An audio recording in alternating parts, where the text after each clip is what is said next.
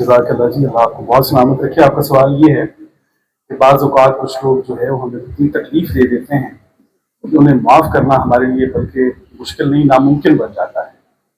और बज़ाहिर हम अपनी ज़ुबान से ये बात कह भी देते हैं कि मैंने आपको माफ़ किया, लेकिन दिल से वो बात जाती नहीं। एक अजीब कैफियत से गुजरे हैं नबी करीम सल्लल्लाहु अलैहि वसल्लम।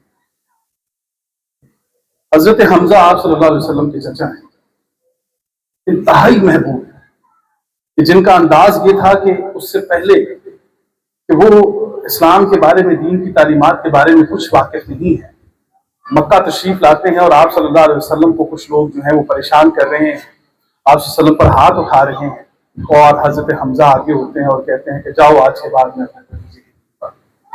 अंदाज ये है। और ऐसे चाचा कि जिन्होंने उन्हें ताकत से, कुव्वत से, हर चीज से, और आखिर में अपनी जान भी दी है, अल्लाह की खातिर शहीद हुए हैं।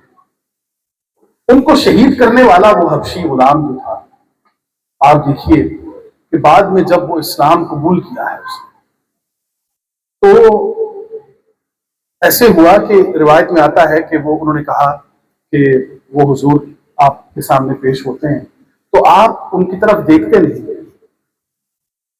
तो क्या आपके दिल में कोई ऐसा मलाल है कि वो आपने अब वो इस्लाम कबूल कर चुके हैं, वो अपनी नादिम है अपनी उस हरकत पर, उन तमाम तर चीजों के ऊपर, तो आपने ये फरमा दिया है कि उनसे कहो कि मेरे सामने ना आया है।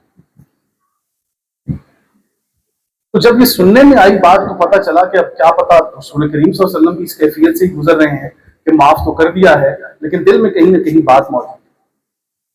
लेकिन आप हैरान होंगी कि नबी करीम सल्लल्लाहु अलैहि वसल्लम ने जब ये फरमाया है कि आप उनसे कहिए कि मेरे सामने ना आया करें, तो जब पूछा गया कि या रसूलल्लाह आपने ये क्यों फरमाया है कि उन्हें कहें कि मेरे सामने ना आए, तो आप सल्लल्लाहु अलैहि वसल्लम ने फरमाया कि उसके चेहरे पर जो शर्मिंदगी है, उस नदामत को मैं नहीं देखना चाहता। उसके चेहरे पर कोई शर्मिंदगी, कोई नदामत, उस इंसान को उस नदामत और शर्मिंदगी से बचाने के लिए मना किया है।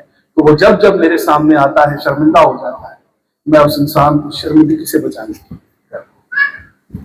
तो ये है किसी चीज को दिल से, और फिर ये ना कि सिर्फ माफ कर देना, दूसरे की जात, उसकी फिक्र पड़ जाना कि वो उस हवाले से किस कैफियत में या किस हवाले में जिंदा है।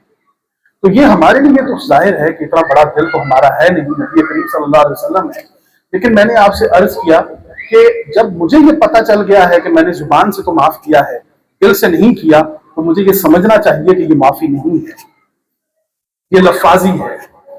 अब लफाजी में जब मैंने ये कहा कि मैंने माफ किया, तो ये बात और है।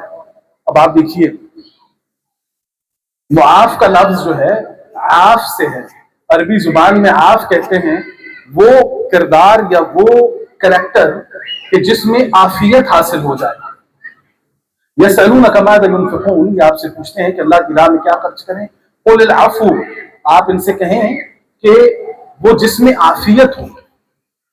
अफ़ू, आफ, आफियत, इसी से लफ्ज निकला है मुआफ। आप देखिए कि मुआफ करने में आपकी ही आफियत है।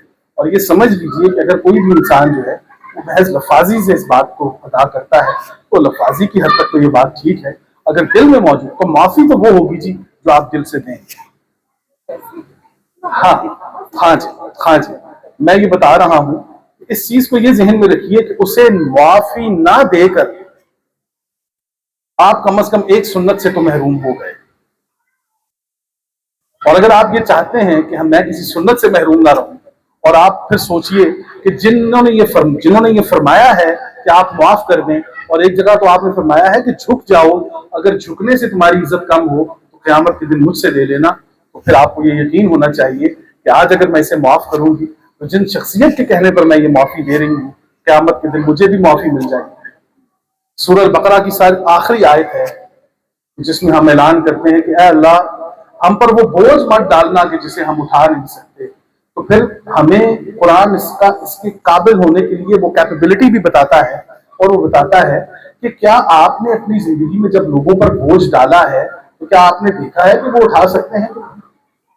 क्या आपका किरदार यही है कि आप किसी भी इंसान पर उसकी हिम्मत से ज्यादा बोझ नहीं डालते? और अगर आप नहीं डालते तो आप कैपेबल हैं इस दुआ के। جزاک اللہ، بہت شکریہ جی، بسم اللہ.